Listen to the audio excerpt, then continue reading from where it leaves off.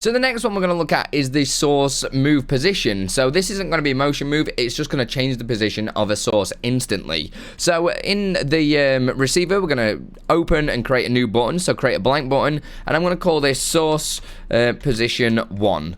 Just like that, press create, and then I'm going to right click, go to add commands like we did previously, press the plus sign, and on the left, this time we're going to choose source change position.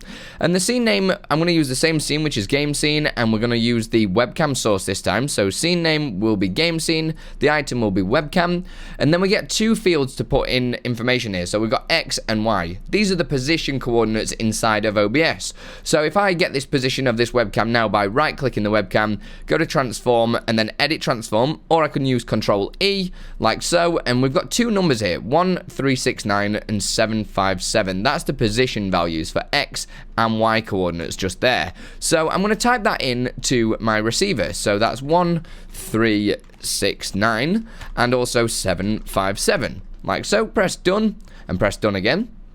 And then now when I press this button, nothing's going to happen. Nothing's going to change inside of OBS because our webcam's in the same position. So if I unlock it like this, so let's zoom in the canvas a little bit, and I move it all the way up here into the top left. If I wanted to, I press that, it'll bounce back into the bottom right. I can even have it off screen. So as you can see there, it's completely off screen, but I press that, it'll come back on. So we can take that one step further as well. So if I go back into the receiver and create another button, but rather than making that command again, I can right click on this button and press copy button, and then I can right click on an empty space and press paste button, and it's going to be the exact same command there. So I can right click, change the text, and we'll say source position 2.